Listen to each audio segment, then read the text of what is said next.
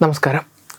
Indian ചരിത്രത്തിലെ ഇരുണ്ട കാലഘട്ടങ്ങളെ മഹത്വപൂർണവും പുരോഗമനപരവുമായി ചിത്രീകരിച്ചുകൊണ്ട് സ്വാർത്ഥവും വികലവുമായ താല്പര്യങ്ങൾക്ക് അനുയോജ്യമായ രീതിയിൽ വളച്ചൊടിക്കുവാനും വ്യാജമാക്കുവാനുള്ള സംഘടിത ശ്രമങ്ങൾ നടന്നിട്ടുണ്ട്.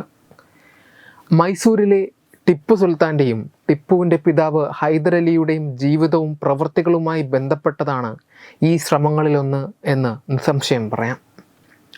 ഹിന്ദുക്കളെ വലിയ തോതിൽ നിർബന്ധിത മതപരിവർത്തനം നടത്തുന്നതിനും ഹിന്ദു ക്ഷേത്രങ്ങൾ നശിപ്പിക്കുന്നതിനും പടയോട്ടം നടത്തിയ അല്ലെങ്കിൽ നടത്താൻ ആഗ്രഹിച്ച ഇവരെ സ്വാതന്ത്ര്യ സമര സേനാനികളായി കാണുന്നവർ ഇന്നുണ്ട്.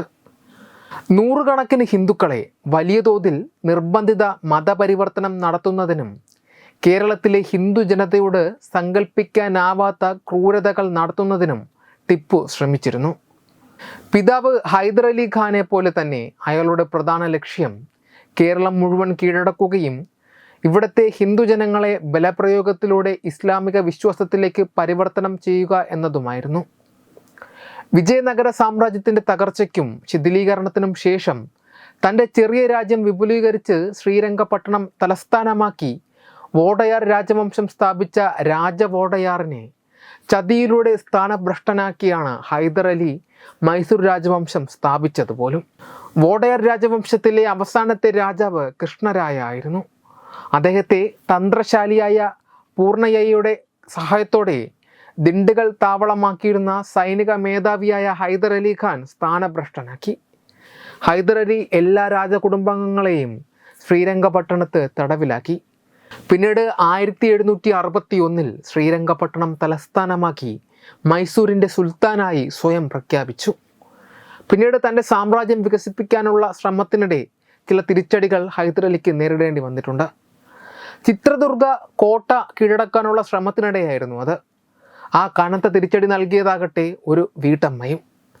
ഹൈദരാലിയുടെ ഭടന്മാർക്കെതിരെ ഉലക്കയുമായാണ് ഒബ്ബവ എന്ന വീട്ടമ്മ പോരാടിയത്.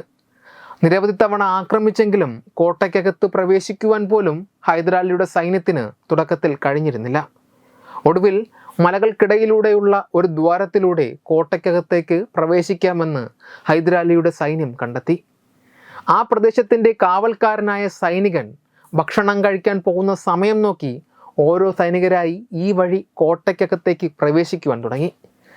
സൈനികരുടെ നീക്കം ആദ്യം കാണുന്നത് കാവൽക്കാരൻ്റെ ഭാര്യയായ ഒബ്ബവയായിരുന്നു. ഭർത്താവിനെ വിവരമറിയിക്കാൻ പോയാൽ കൂടുതൽ സൈനികർ കോട്ടയ്ക്കകത്തേക്ക് കടന്നു കയറും. അത് പാടില്ല. ഒട്ടും പതറാതെ ഒബ്ബവ തൻ്റെ കയ്യിലുള്ള ഉലക്കയുമായി കയറി വരുന്ന ഓരോ സൈനികനെയും നേരിട്ടു. പിന്നീട് കാവൽക്കാരനായ ഭർത്താവ് മടങ്ങി വന്നപ്പോൾ കാണുന്നത് മരിച്ചു കിടക്കുന്ന അനേകം ശത്രു സൈനികരെയും പരിക്കേറ്റ് കിടക്കുന്ന തൻ്റെ ഭാര്യയുമാണ്. പിന്നീട് ഇവരാണ് ഒനക്ക ഒബ്ബവ എന്ന പേരിൽ അറിയപ്പെട്ടത്. ഒനക്ക എന്ന വാക്കിനർത്ഥം ഉലക്ക എന്നാണ്. ഹൈദരാലിയുടെ സൈന്യത്തെ ഒബ്ബവ അടിച്ചു വീഴ്ത്തിയ ഒരാൾക്ക് മാത്രം കയറി വരാവുന്ന ആ വഴി കോട്ടയ്ക്കകത്ത് ഇന്നും കാണാൻ സാധിക്കും. Web desk Tatwamayi news. Branding partner Edubix online executive education. Focus physiotherapy centre Pattom. Unnat engineering Gujarat. തീർത്ഥയാത്ര.com. Iron build Gujarat. PRS hospital Killipalam Thiruvananthapuram.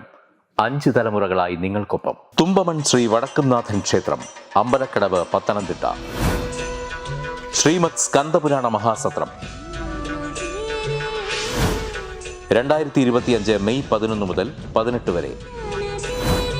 Brahmashri Mumbai Chandrasekhara ശർമ്മയുടെ മുഖ്യ കാർമ്മികത്വത്തിൽ മഹാഗണപതി ഹോമം, സ്കന്ദപുരാണ പാരായണം, മഹത് പ്രഭാഷണങ്ങൾ, പൂജഹോമാദികൾ, കലാസാംസ്കാരിക പരിപാടികൾ. സത്രയജ്ഞ കർമ്മങ്ങളിലേക്ക് എല്ലാ ഭക്തജനങ്ങളുടെയും സാന്നിധ്യവും സഹകരണവും സാദരം അഭ്യർത്ഥിക്കുന്നു. മഹാസത്രവേദിയിൽ മെയ് 18 പഴനി അരുൾമിക ദണ്ഡായുധപാണി സ്വാമി ദേവസ്ഥാന അർച്ചക സ്ഥാനികർ ശ്രീസെൽവ സുബ്രഹ്മണ്യ ശിവശാരിയാരുടെ മുഖ്യ കാർമ്മികത്വത്തിൽ നടക്കുന്ന അതിശ്രേഷ്ഠവും സർവൈശ്വര്യദായകവുമായ സ്കന്ദഹോമം. സ്കന്ദമഹാപുരാണ സത്രത്തിന്റെ ആദിമധ്യാന്തമുള്ള സമ്പൂർണ്ണ തത്സമയ കാഴ്ച തത്വമയി നെറ്റ്വർക്കിൽ.